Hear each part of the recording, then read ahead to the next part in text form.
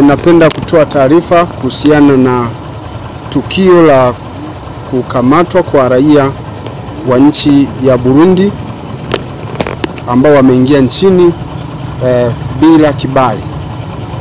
Ni kwamba mnamo tarehe 23 mwezi wa 11 mwaka huu majira ya saa 5 za asubuhi huko mtaa wa Busekwanoni katika kijiji cha Busisi, tarafa ya Sengerema, mkoani Mwanza, katika kizuizi cha barabara kilichopo katika eneo hilo la Busekwanoni, kata ya Busisi, katika wilaya ya Sengerema, jeshi la polisi limefanikiwa kuwakamata raia wa Burundi ambao idadi yao ni 14 ambao walikuwa wanasafiri kwenye magari mawili.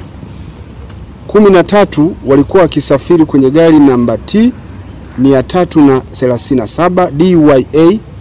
Hii ni aina ya Tata inayotoka kwenye kampuni ya usafirishaji ya abiria iitwayo Chiza. Gari hili ni mali ya Chiza Francis Lugubi ambaye ni mkazi wa mkoa wa Dodoma.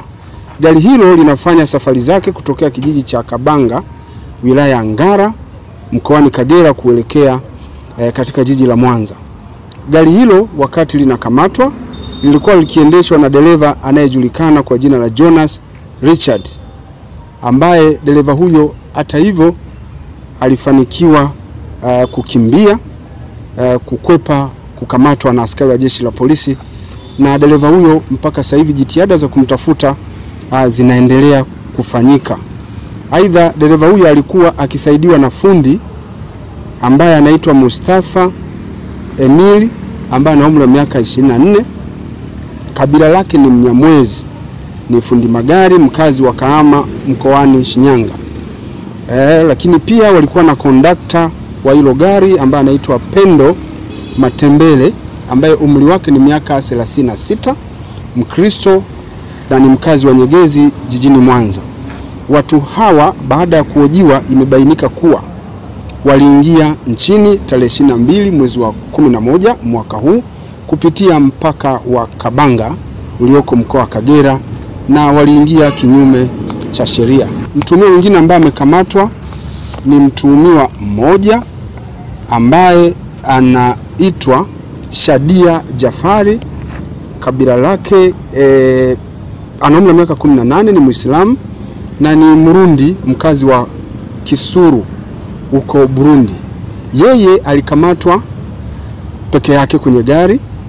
Ilikuwa ni tarehe 23 mwezi wa 11 mwaka huu majira ya saa 7:30 katika eneo la Nyatukara, wilaya ya Sengerema, na alikamatwa akiwa kwenye gari namba T 131 DRE.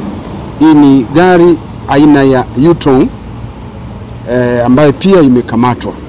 Magari yote hayo mawili yameshikiliwa katika kituo cha polisi Sengerema, na watuhumiwa hawa pamoja na madereva ambao walikuwa wakiendesha magari hayo wanahojiwa kuhusiana na kusaidia usafirishaji wa wahamiaji haramu kutoka eneo moja kwenda eneo lingine.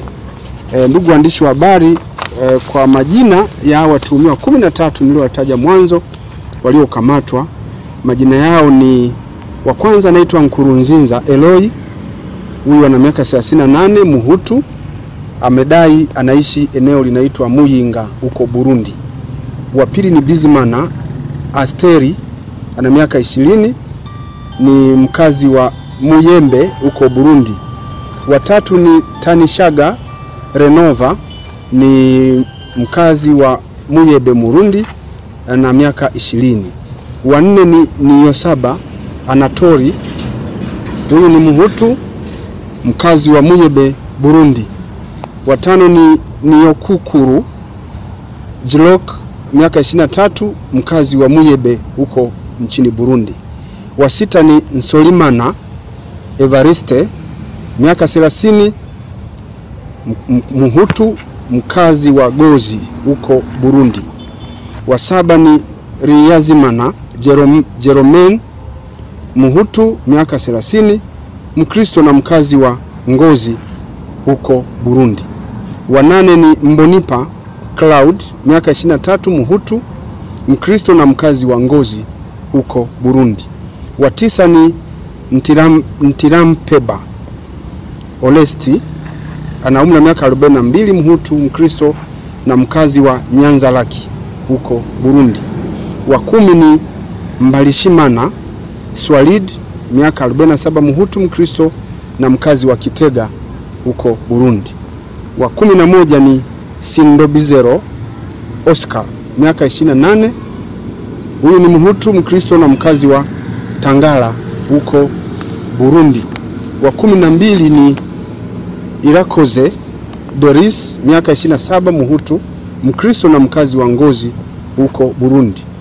Wa 13 ni Elias Sinileyemaya, miaka 31, Mkristo, Mhutu na mkazi wa Kitega huko Burundi. Wa 14 ndio ambaye nimekwisha mtaja kwa kurudia, anaitwa Shadia Jafari Majaliwa, miaka 18, Muislamu, Murundi na mkazi wa Kisuru huko Burundi.